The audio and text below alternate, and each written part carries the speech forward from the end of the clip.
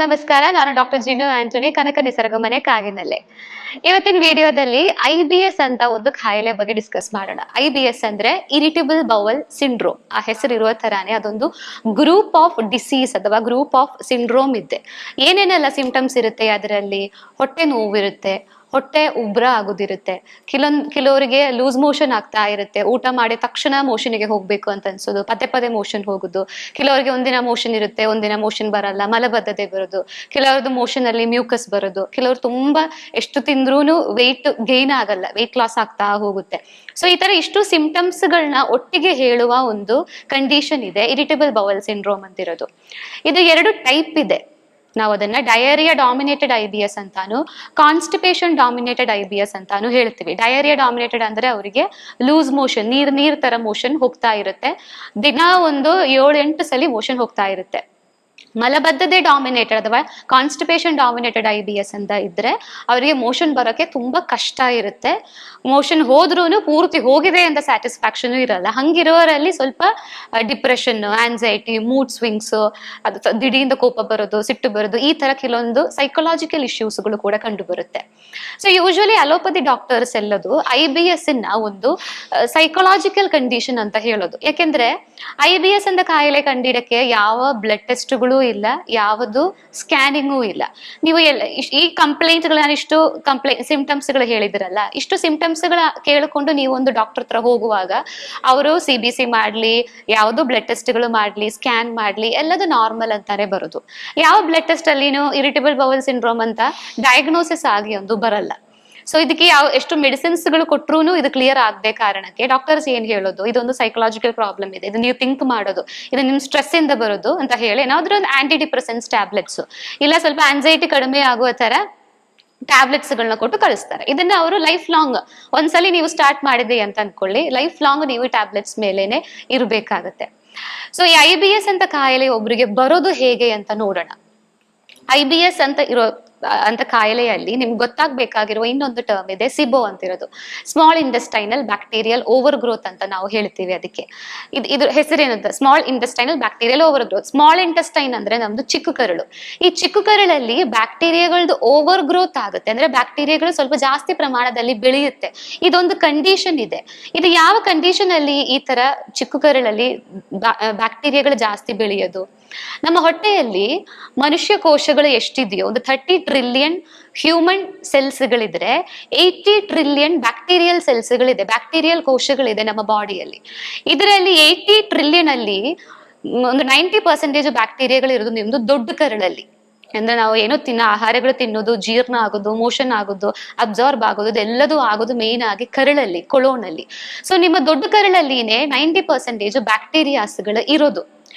ಕೆಲವೊಂದು ಕಂಡೀಷನ್ಗಳಲ್ಲಿ ನೀವು ಜಾಸ್ತಿ ಆಂಟಾಸಿಡ್ಸ್ ಗಳು ತಗೊಳ್ಳೋರಾಗಿದ್ರೆ, ಸ್ವಲ್ಪ ಅಸಿಡಿಟಿ ಬಂತು, ಇಲ್ಲ ಎದೆ ಉರಿ ಬಂತು, ಎದೆ ನೋವು ಬಂತು, ಹತ್ರ ಇರುವ ಮೆಡಿಕಲ್ ಶಾಪಿಗೆ ಹೋಗಿ ಆಂಟಾಸಿಡ್ ತಗೊಳ್ಳೋ ಅಭ್ಯಾಸ ನಿಮಗಿದ್ರೆ, ಪೇನ್ ಕಿಲ್ಲರ್ಸ್ ಗಳು ಜಾಸ್ತಿ ತಗೊಳ್ಳುವ ಅಭ್ಯಾಸ ಇದ್ರೆ, ಆಂಟಿಬಯೋಟಿಕ್ಸ್ ಜಾಸ್ತಿ ತಗೊಳ್ಳೋ ಅಭ್ಯಾಸ ಇದ್ರೆ, NSAID ಅಂತ ನಾವು ಹೇಳ್ತೀವಿ, ನಾನ್ ಸ್ಟೆರಾಯ್ಡಲ್ ಆಂಟಿ ಇನ್ಫ್ಲಮೇಟರಿ ಡ್ರಗ್ಸ್ ಗಳು, ಈ ತರ ಇಂಗ್ಲಿಷ್ ಗುಳಿಗೆಗಳು ಜಾಸ್ತಿ ತಗೊಳ್ಳುವ ಅಭ್ಯಾಸ ನಿಮಗೆ ಇದ್ರೆ ನಿಮ್ ಹೊಟ್ಟೆದು pH ಅಂದಿರೋದು ಕಡಿಮೆ ಆಗುತ್ತೆ. ಹೊಟ್ಟೆದು pH ಕಡಿಮೆ ಆಗುವಾಗ ಏನಾಗುತ್ತೆ, ದೊಡ್ಡ ಕರಳಲ್ಲಿ ಇರಬೇಕಾಗಿರೋ ಬ್ಯಾಕ್ಟೀರಿಯಾಗಳೆಲ್ಲದು ಸಣ್ಣ ಕರಳಿಗೆ ಬರುತ್ತೆ. ಎಲ್ಲಾದು ಒಳ್ಳೆ ಬ್ಯಾಕ್ಟೀರಿಯಾಗಳನ್ನೇ, ಬಟ್ ಅದು ಪೊಸಿಷನ್ ಚೇಂಜ್ ಆಗಿ ಚಿಕ್ಕ ಕರಳಿಗೆ ಮೈಗ್ರೇಟ್ ಆಗಿ ಬರುತ್ತೆ.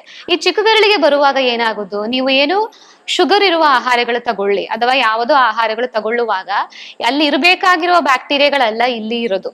ಈ small intestinal bacterial over growth ಆಗಿರೋದ್ರಿಂದ ನೀವು ತಿಂತಾ ಇರುವ ಆಹಾರ ಜೀರ್ಣ ಆಗಲ್ಲ, ಒಂದನೇದು. ಎರಡನೇದು, ನಿಮ್ ಕರಳಲ್ಲಿನೇ ಪೆರಿಸ್ಟಾಲ್ಟಿಕ್ ಮೂವ್ಮೆಂಟ್ ಅಂತ ಆಗೋದು. ನೀವು ತಿಂತಾ ಇರುವ ಆಹಾರ ಹೊಟ್ಟೆಯಿಂದ ಕರಳಿಗೆ, ಕರಳೆಯಿಂದ ದೊಡ್ಡ ಕರಳಿಗೆ, ದೊಡ್ಡ ಕರಳಿಂದ ಮೋಷನ್ ಹೋಗುವ ಜಾಗಕ್ಕೆ ಹೋಗಿ ನೆಕ್ಸ್ಟ್ ಡೇ ನಿಮ್ ಮೋಷನ್ ಕ್ಲಿಯರ್ ಆಗೋದು. ಇದಕ್ಕೆ ನಾವು ಪೆರಿಸ್ಟಾಲ್ಟಿಕ್ ಮೂವ್ಮೆಂಟ್ ಅಂತ ಹೇಳೋದು. ಈ ಮೂವ್ಮೆಂಟ್ ಇನಿಶಿಯೇಟ್ ಮಾಡೋದು ಎಲ್ಲಿ? ಸ್ಮಾಲ್ ಇಂಟೆಸ್ಟೈನ್ ಅಲ್ಲಿ. ಅದೇ ಸ್ಮಾಲ್ ಇಂಟೆಸ್ಟೈನ್ ಅಲ್ಲಿ ಒಂದು ಗ್ರೂಪ್ ಆಫ್ ಬ್ಯಾಕ್ಟೀರಿಯಾಗಳಲ್ಲಿ ಕೋಲೋನು ಕೂಡಿ ಒಂದು ಮನೆ ಕಟ್ಟಿ ಅಲ್ಲೇ ಜಾಸ್ತಿ ಬೆಳೆದಿದ್ರೆ ಏನಾಗುತ್ತೆ, ಈ ಮೂವ್ಮೆಂಟ್ ಗೆ ಅಲ್ಲಿ ರೆಸ್ಟ್ರಿಕ್ಷನ್ ಆಗುತ್ತೆ, ಮೂವ್ಮೆಂಟ್ ಆಗಲ್ಲ. ಕೆಲವೊಂದು ಕೇಸಸ್ ಅಲ್ಲಿ ಮೂವ್ಮೆಂಟ್ ಆಗೋದೇ ಇಲ್ಲ, ಅವರಿಗೆ ಮಲಬದ್ಧತೆ ಆಗುತ್ತೆ, ಅದು ಕಾನ್ಸ್ಟಿಪೇಷನ್ ಡಾಮಿನೇಟೆಡ್ IBS ಅಂತ ಹೇಳೋದು.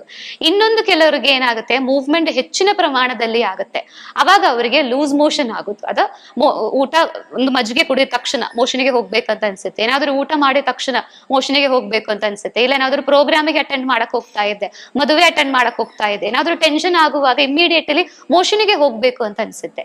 ಇದೆಲ್ಲದೂ ಈ ಸಿಬೋ ಅಥವಾ small intestinal bacterial overgrowth ಅಂತ ಒಂದು ಕಂಡೀಷನ್ ನಿಮ್ಮ ಚಿಕ್ಕ ಕರಳಲ್ಲಿ ಆಗುವ ಕಾರಣದಿಂದ.